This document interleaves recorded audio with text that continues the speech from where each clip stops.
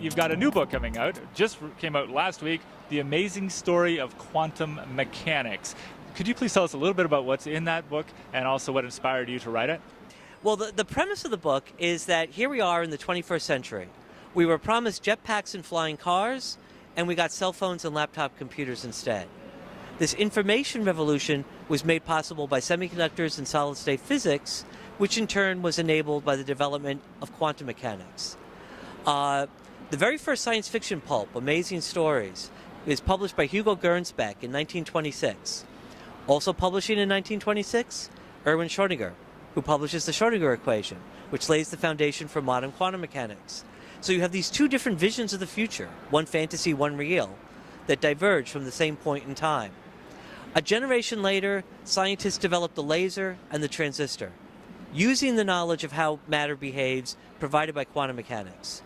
A generation later still, we have iPods, DVDs, cell phones, laptops, iPads, everything my teenage children would say, without which life is not worth living. None of that is possible without the transistor and or the laser, neither of which is possible without quantum mechanics. And so the premise of the book is to show, yes, quantum mechanics has these weird ideas and it's all very confusing.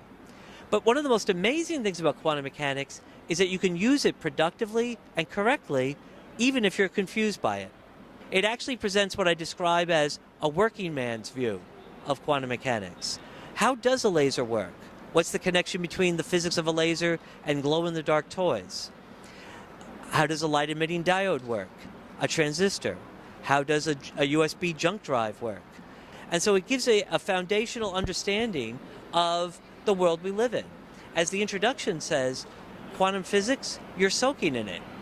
I have a question for you about the applications now that are on the absolute cutting edge, things that people are experimenting with, the worlds of nanotechnology and materials and so on. And, you know, are those new discoveries the possible stuff of superheroes of the future? We'll see computers pretty much in everything. They'll be embedded in everything.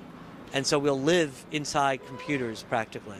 Thermoelectrics, like solar cells, photovoltaics. Solar cells take light and convert it to a voltage. Thermoelectrics take a temperature difference and convert it to a voltage. There's a lot of waste heat underneath the hood of your car. If you could use some of that, recapture it, and use it to recharge the battery in your hybrid automobile, we might have a car of the future that won't fly, but it'll get much better gas mileage. Thanks very much for your participation and for your leadership. Thank you very much for your kind words. Thank you.